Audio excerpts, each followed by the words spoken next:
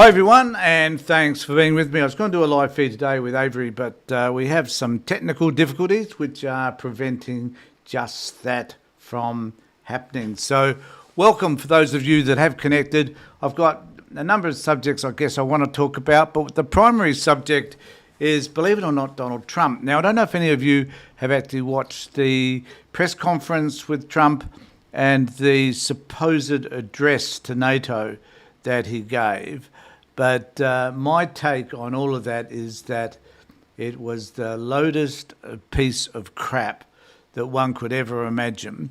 And to consider that a man like Donald Trump has the power that he has it's bewildering, because the NATO leaders decided at some point that the only way that they could ensure that the United States keeps on side with them in terms of funding NATO was to suck up to Donald Trump as best as they could.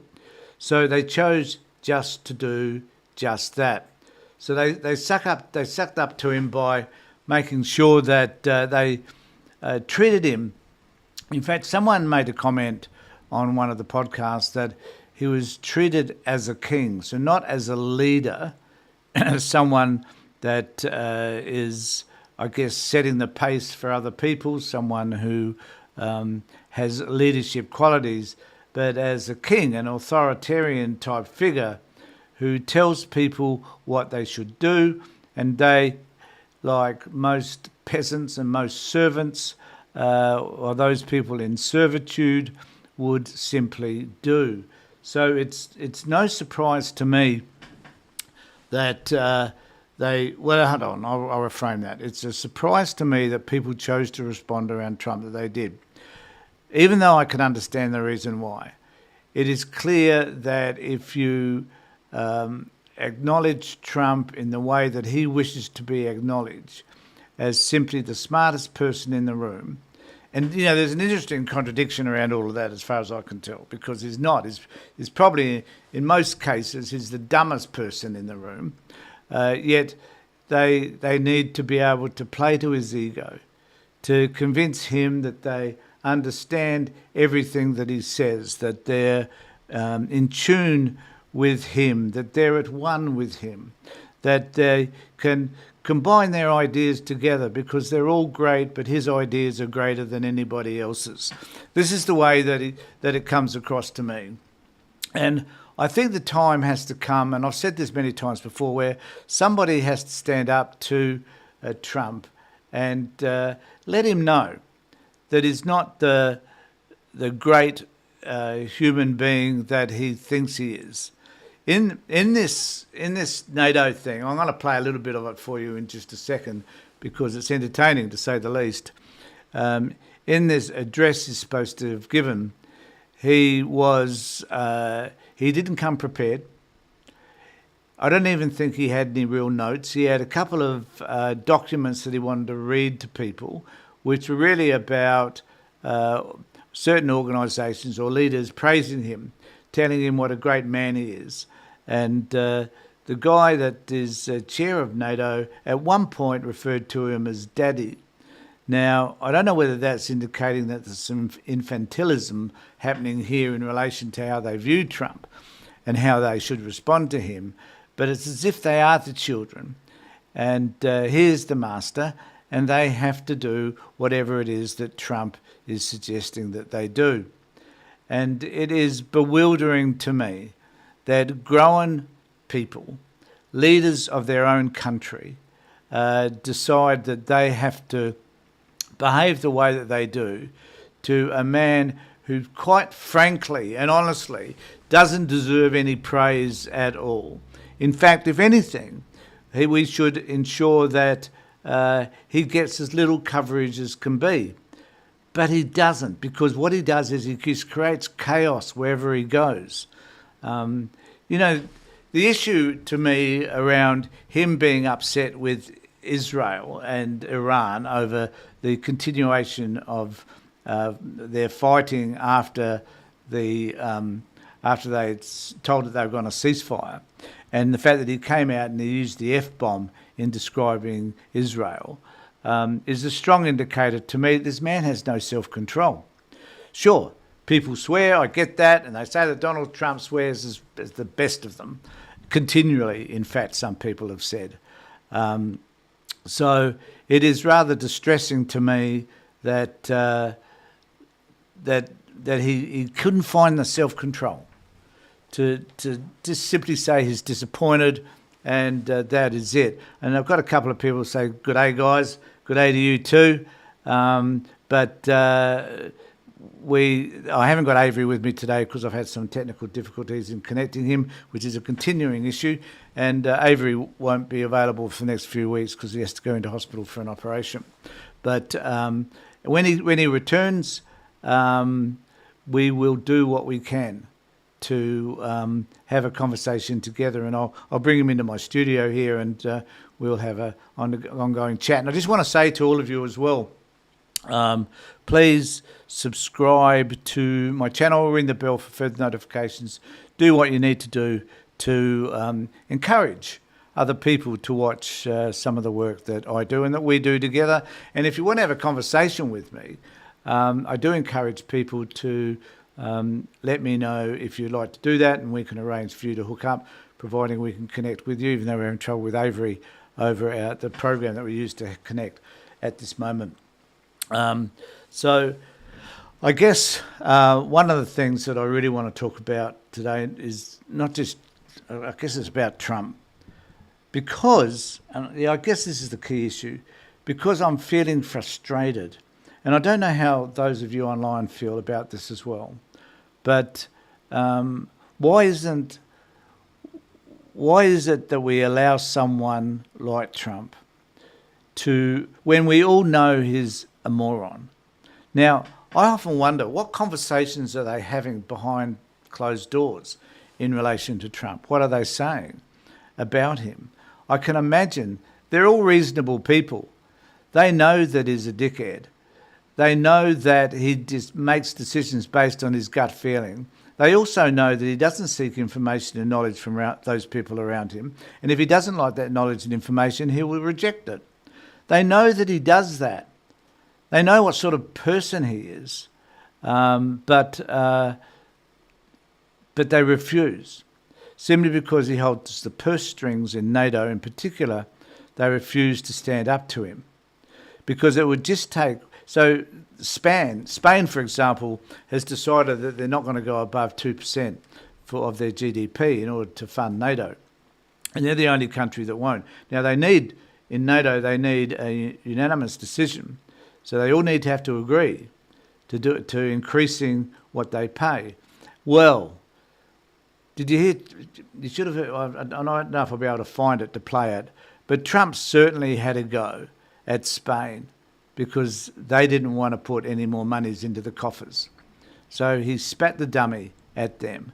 And you wonder, what is it that's likely to...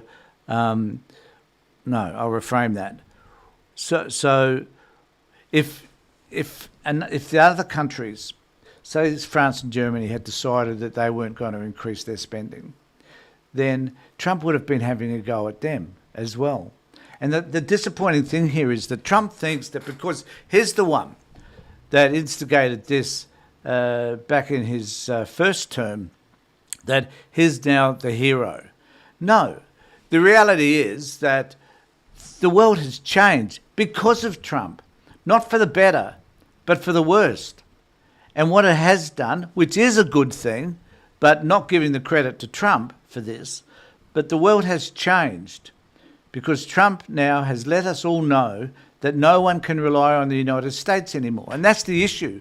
If we can't rely on the US, right, Australia, Europe, Asia, wherever, cannot rely on the US to assist them, then it is evident that we must choose to do our own thing, including Australia, including AUKUS, including looking to the United States to help defend us if need be. So as a result of that, most countries have then decided that that they will contribute more to NATO because they all recognise that they need to, and they're a bit slack over this issue, I guess, for some time. And admittedly, Trump did give them a kick in the arse, so I guess he needs to be congratulated for that. But at the same time, Trump has decided that he is the hero in this scenario, that he's the one that's driven all of this, he's created whatever he needed to create in order for this to happen, and so everybody's going to have to follow suit because of the power that he has. Now, I'll play for you his opening part of the speech. Now, I want you to remember, this is supposed to be an address to the Nato members. Now, Trump spoke for about 10 or 15 minutes, and then he did what he normally does, which is opens up to question time, in which time he spends most of that time criticising what he calls the fake media, CNN, and he can't get MSNBC right either, which is interesting. He calls it MSDNP or something. He gets the man. The other thing too is the man is in cognitive decline.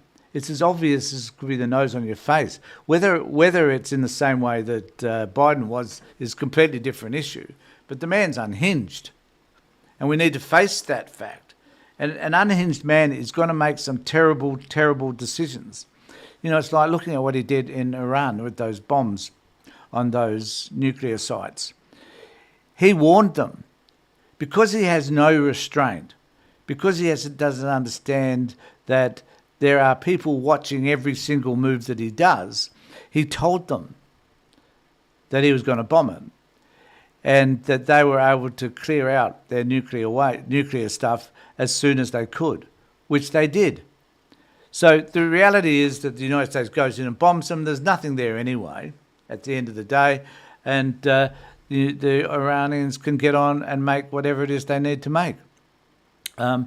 Here's the reason as to why that happened. Trump's the reason why Iran may at this point still be able to develop enough nuclear, enough uranium, enrich enough uranium beyond the 60%, so they've got uranium-grade material that they'll be able to use in weapons. Trump is the reason. No one distinctly talks about this, unfortunately, but it is true, I believe, that the reason why they will now be able to develop their weapons in 2, 3, 4 months, 6 months, who knows how long it's going to take, is because Trump told them they were on their way, and as a result,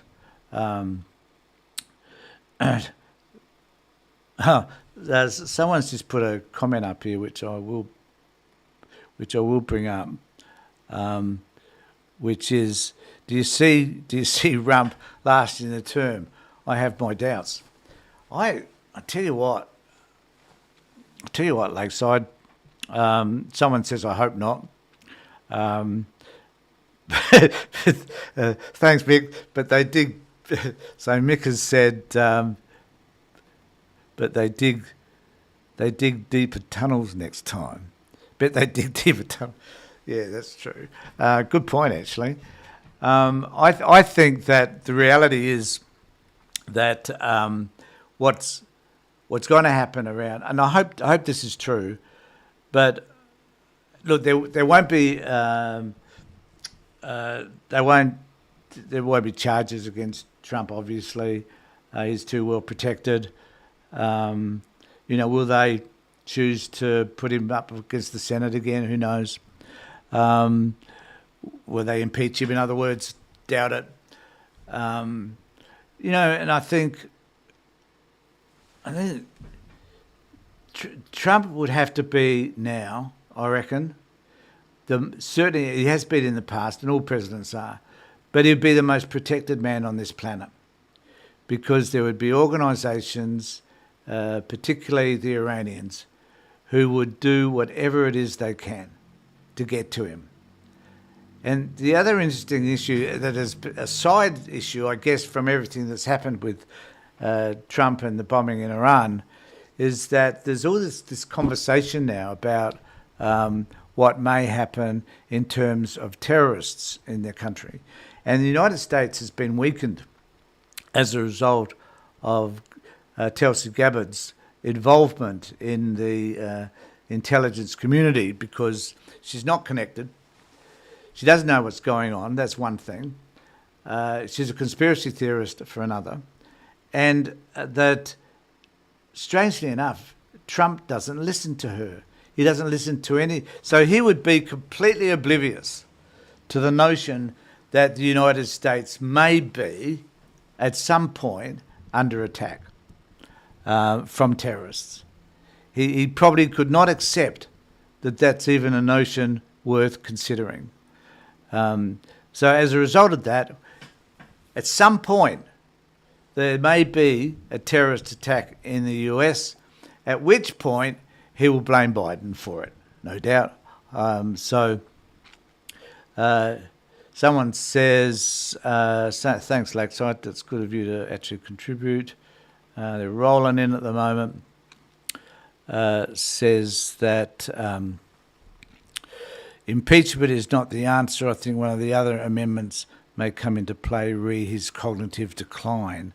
I think there's an interesting notion as to whether, because of his involvement in Iran, it has meant that there's aspects of the MAGA movement now who see him differently because he's broken a substantive promise that he made in the beginning, or he's been making for years, that he would not be a president of war, which is noble, I think. I wish Obama and Biden had thought the same, even though Biden didn't enter any new wars, but certainly Obama did. So Obama participated in current wars, Afghanistan, for example.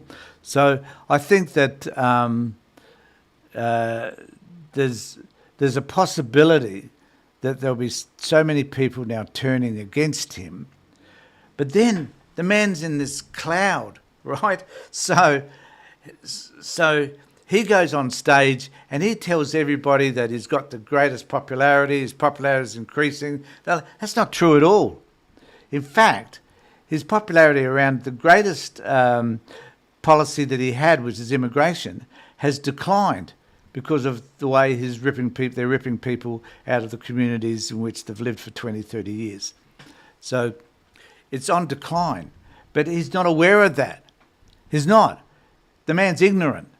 And it's almost like, I reckon, I don't know what you guys think, but it's almost like he's got this bubble around him that shields him from any of the actual realities that are there. Or whether he's told of these facts and then he just dismisses them as if they didn't even exist.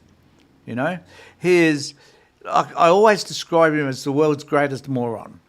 Because in everything that I see, and this is nothing, now I'm just having a rant. So I do apologise for that. Oh, no, I don't. He is a grifter. He cannot deal with reality. That's so true. Thanks, Damo. So it is distressing, I think, that people think. So when I was watching, so I stayed up late last night just to watch this press conference. So it wasn't the press conference. It was the speech he gave to the Nato members. And in that speech, he put down CNN, of course, MSNBC, whatever he did. He did his normal stuff that he did.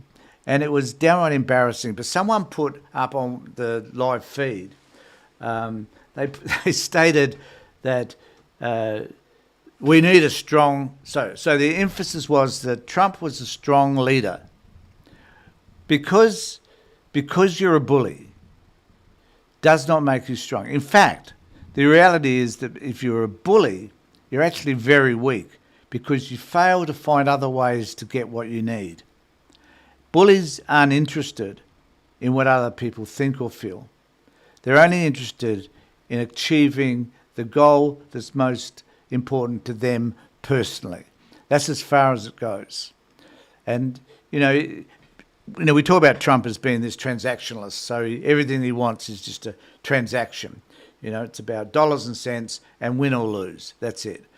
Negotiating and diplomacy is not about that. Negotiation and diplomacy is really about finding common ground. Where do we fit? What can we do? What do we have to give up? What do you have to give up? These are the ways that people negotiate. This is diplomacy. I'm not a diplomat. I'm a social worker. But I know that that's the way it works.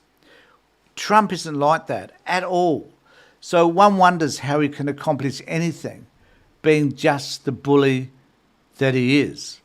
How can he bully the world into achieving the things that the world needs, such as peace and stability, the non-proliferation of nuclear weapons? How can he achieve those things? I'm about to take a divergent step here. How can he achieve all of those things if he is extracting from the world the soft power that the United States has spent 80 years building up? And then, and I find these two things incongruous. So why is it that he can, on one hand, destroy everything, and on the other hand, sit back and have the world suck up to him like he's a king? The two just don't match. And it is time that those leaders who are thinking and saying some of the things that I think and say, and I've been speaking to you guys about, some of those feelings, some of those emotions come out when he's not around. I'm sure they sit back afterwards and they laugh at how silly he is. But you guys are the stupid ones because you're failing to be able to tell him openly what you think of him. If Europe ganged up against him, he may have to change his behaviour. This is the thing about bullies. Bullies get away with it. Bullies, by not having someone challenge them, will continue to bully. No matter who they are, no matter whether they're the President of the United States or a kid in the yard. You know? And then there's this, it's like, you know, when Trump says, and he's said it a few times now, the fight between Iran and Israel was simply like two kids in the schoolyard. So this is how he sees things. And it's an interesting analogy. So you let them fight it out until they're exhausted. No, you don't. If you see two kids fighting in the schoolyard, you break it up and you find out what the fight was about. And you try and settle it between them and get them to apologise to each other. Get them to admit, or get them to at least understand what the other person's perspective is. Social justice, in fact, which I used to work with for many years, is really about understanding what it is that you've done to somebody else so that then they can understand where you're coming from, and that, you know, there's a degree of empathy, understanding about how your behaviour has impacted somebody else. Trump wouldn't have any concept of any of that. Yet, in terms of diplomacy, it's key that we understand those things. But he doesn't. And the reason why he doesn't understand any of that is because he's just a downright moron. It's as simple as that. And we and the rest of the world put up with it. So I'm just going to play a beginning of his clip when he was in his, supposed to be giving a speech. So one can imagine, so I'll set it up. One can imagine that if you're going to give a speech, you are prepared, you've got it written down, you've got the teleprompter up, if that's what you're using, even though he's pretty shitty at that because the man can barely read. So he enters the stage. This is a really important discussion to have.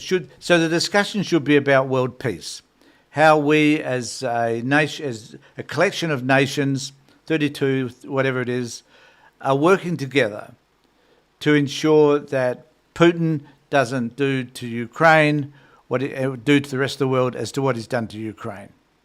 It is about the world gathering together to ensure that they have the finances and the defence systems that they need in order to combat any aggression from anybody else. And whether or not they would instigate Article 5, that ability to be able to, if someone gets aggressed against or invaded, then the rest of the countries assist them. There were, to my knowledge, there weren't many of those conversations. I guess there might have been behind closed doors. But as far as Trump was concerned, this wasn't about that. None of this was about that.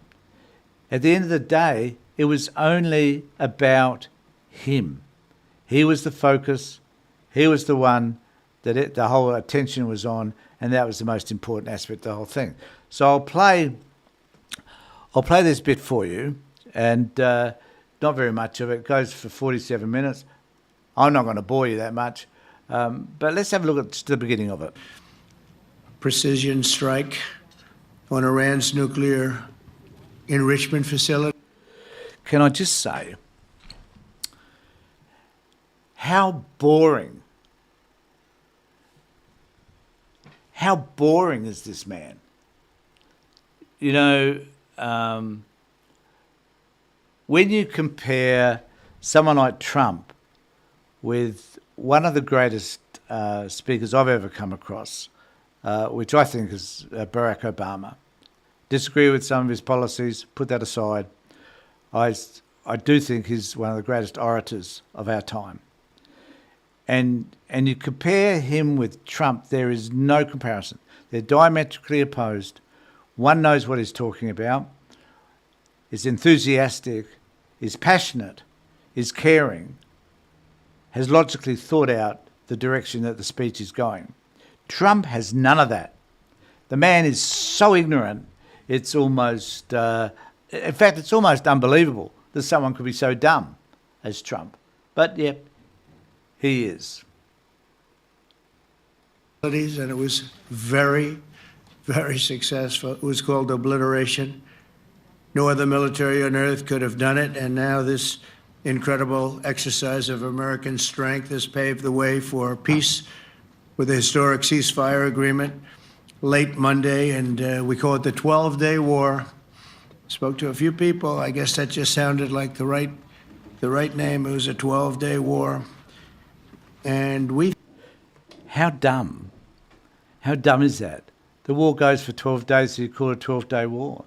Back in the 70s, there was another battle that Israel were fighting, I think, against Lebanon, and it was a 7-day war. So the notion that you're going to call a war based on how many days it was, you know, do you call World War II the 1500-day war or whatever it might have been? You know, like what do you call? You know, so he's an idiot. I know I keep saying it, but he is. You think it's over? I don't think they're going to be going back at each other. I don't think so.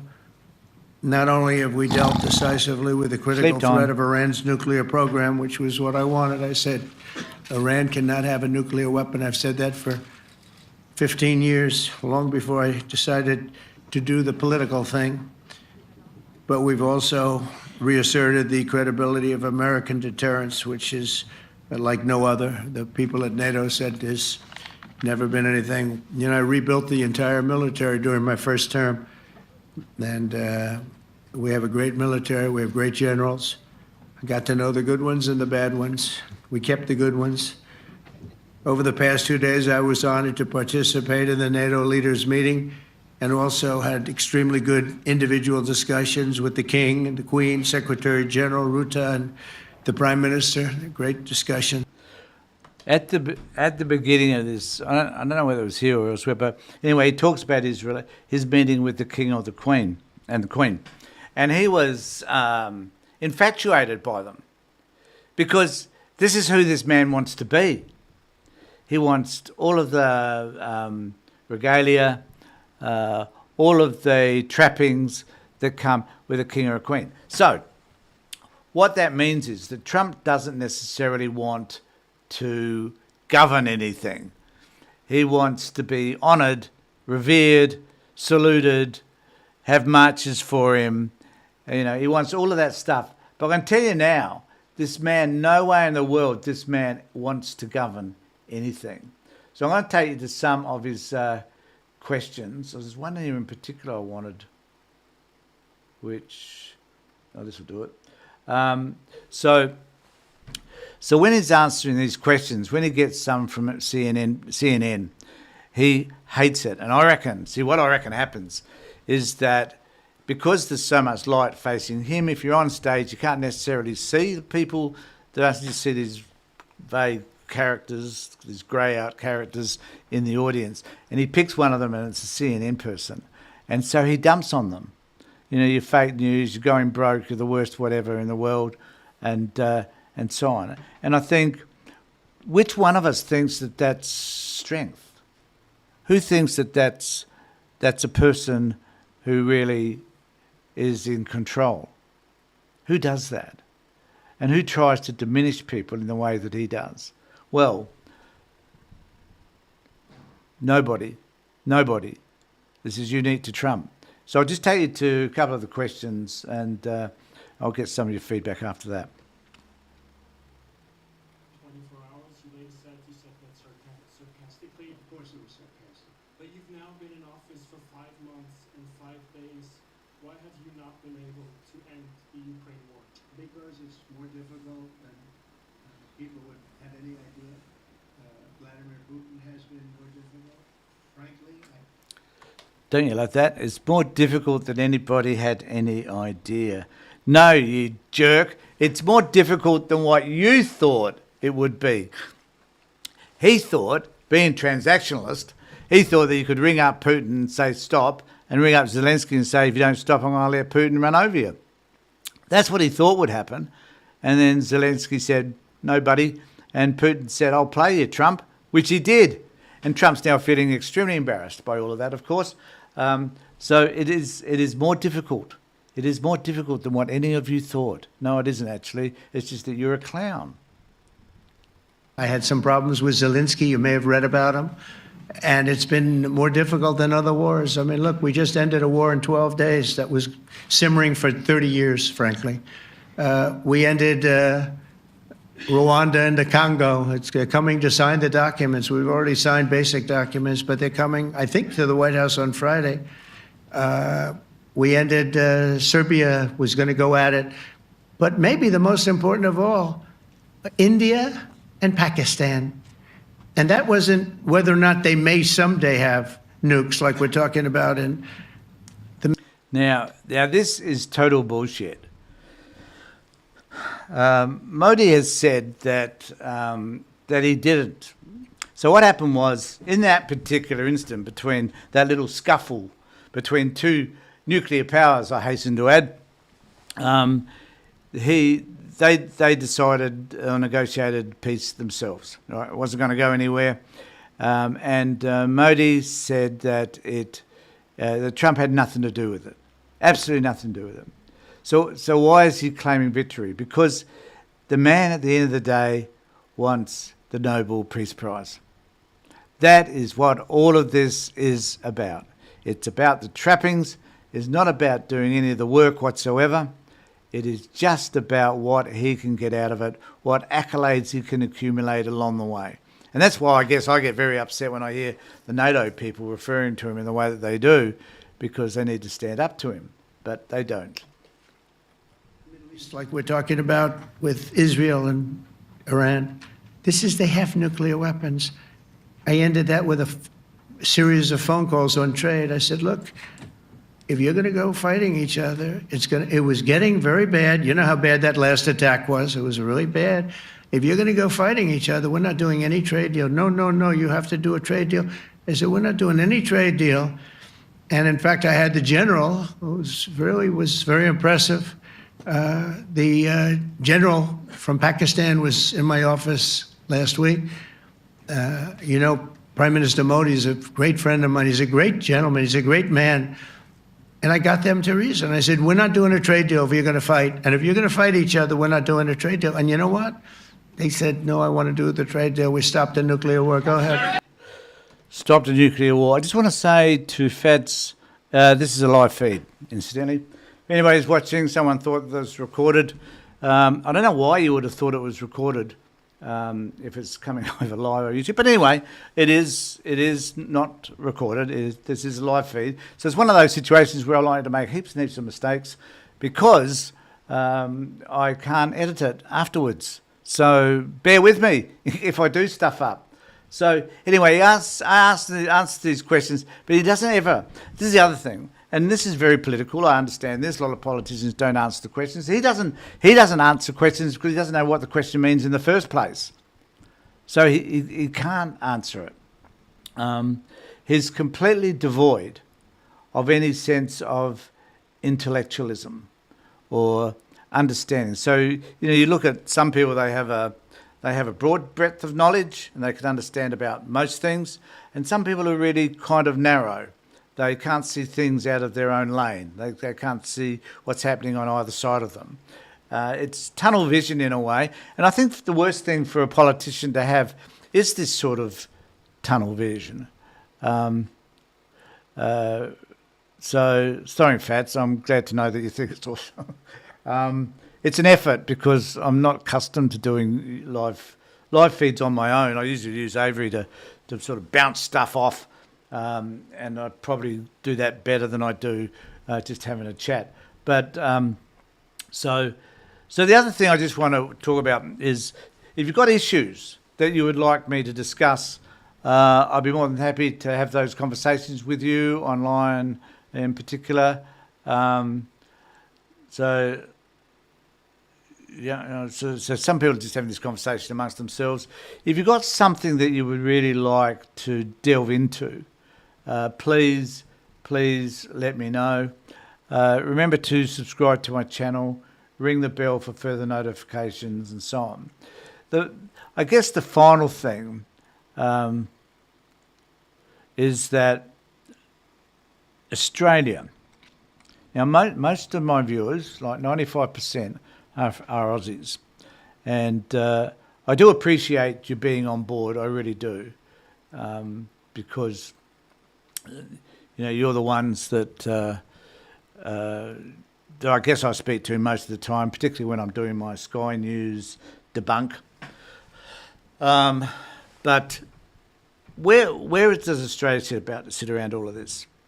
Well, I am also, there seems to be a lot of people I'm disappointed at the moment. I'm disappointed in Albo and Penny Wong because they haven't made a stand against Donald Trump, AUKUS, and the way this man behaves, and the lack of interest that they show in the Pacific region. We know that China's been delving into Pacific countries, trying to influence them with regard to paying for ports and other things. So, and their police, I believe. So these are things that are important to us.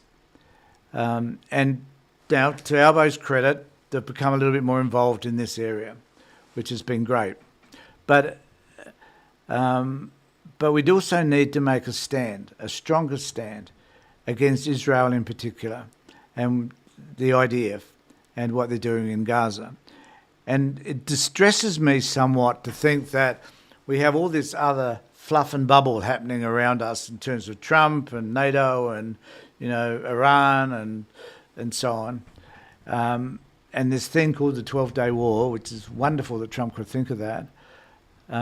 Yet in Gaza, I saw a figure the other day that said, it was done by Harvard University, I think, and we can't believe it then because, they're on the outer as far as Trump's concerned, because they do factual stuff. And we can't have factual stuff influencing our dialogue, our discussions. But they came out and said they estimate that there may be up to 600,000 people killed in Gaza.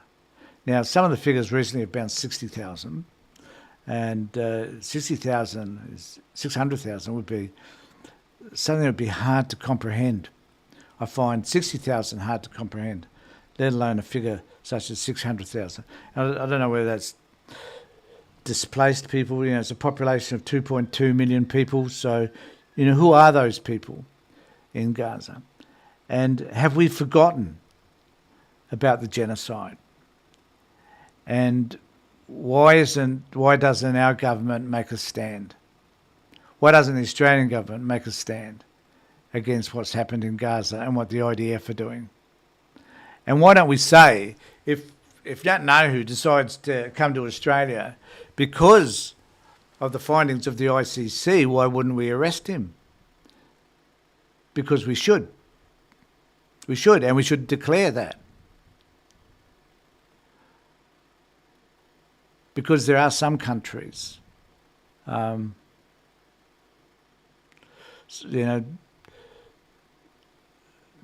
Dee says, I hope you're wrong, but it's beyond time for Israel to be stopped. That's true.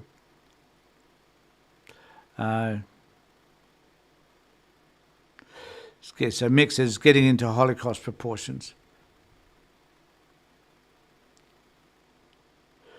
About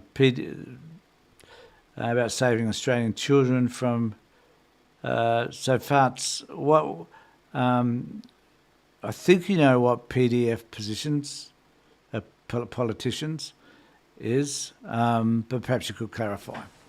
And one of the things that I've been working at, Fitz, for 35 years or so, is about ensuring that kids have better lives and that children are saved from abuse. And there's a whole lot of, look, before I finish, just want to say there's a whole host of issues that we can talk about that are not just about Trump. We could spend a lot of time talking about domestic violence and how that impacts our community. We could spend a lot of time talking about child abuse and how that permeates so many people's lives, and how the governments get involved in that inappropriately in many cases and destroy people's lives. I could talk about that. I've been working on that for decades. We could talk about mental health, mental well-being, youth suicide, homelessness. There's so many issues that are important to all of us that I could spend forever.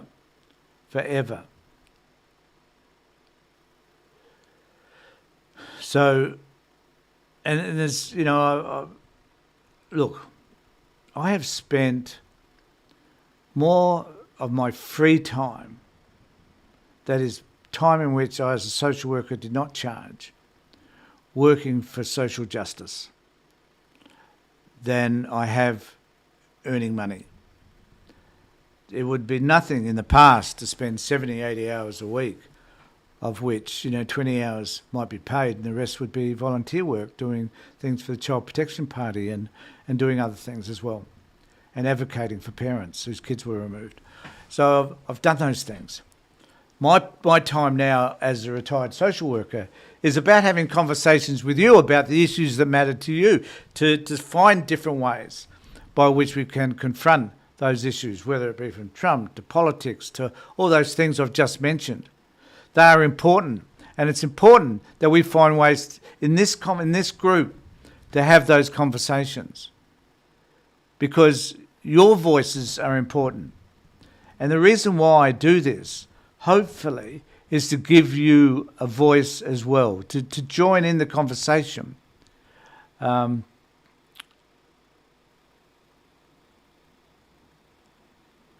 So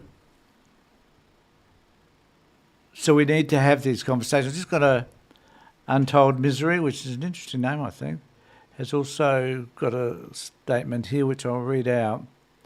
Impeachment is not the answer. I think one of the other amendments may come into... Oh, no, that's the wrong one. Sorry, I apologise. I've already played that one. And I don't know why that came up. I will try again. She says, show fallibility. I'm just trying to get this to work, which might be another problem altogether. Oh, right. Yeah, sorry. I'm sure I have too. I just can't pick it up. But it says fallibility is paramount to the human condition. Trump, not the main problem. Frankly, it's people. I'm trying to find that one. I can't bring it up on my full screen, so I apologise for that. People are the problem, whichever way you look at it. And you can't. I don't know what the reason is. Untold Misery. I don't know what you're trying to say there. We can accept that fallibility is a human problem. So does that make killing people okay? Abusing children, does that make that okay? Simply because we're fallible, we make mistakes. It's a very Catholic approach. We can just walk up to a priest somewhere along the line and virtually apologise for our sins and be forgiven. Well, I think humanity demands more than just that. I think the reality is that we need to find ways to be able to acknowledge the fact that we have acted badly, apologise to those people with whom we've acted badly, understand where that fallibility sits, and make sure that it doesn't happen again. because at the end of the day, all of us should be focused on ensuring that people around us and people that particularly that we care about are safe. That should be the thing. But on the other hand, we should be criticising others for their bad behaviour. We should be looking for alternatives. We should be looking for alternatives in terms of political parties. We should be looking for alternatives in terms of people that represent the ideas that are important to us. That's what's important. But in order to do that, and I could break into another conversation entirely about values and beliefs, but this is really what it's about, is understanding what it is that we want, how to express what we want, confront those people who present a contradictory view to what we want, but more importantly, to understand our values and our principles and adhere to those values and those principles and call out those people that contravene them. Okay, thanks everybody for being. There's a lot of people that joined us and I really do thank you very much. Can I just ask you finally, it doesn't cost you anything incidentally, just subscribe to my channel, ring the bell for further notifications. Let me know what you think about all of this. And we will continue, hopefully, having more of these live feeds so we can have this discussion. Let me know what you want to talk about, and I'm happy to have those conversations with you as well. And I want to thank you again deeply for joining with me. Thanks, everybody. Take care, look after yourselves, and more importantly, be safe.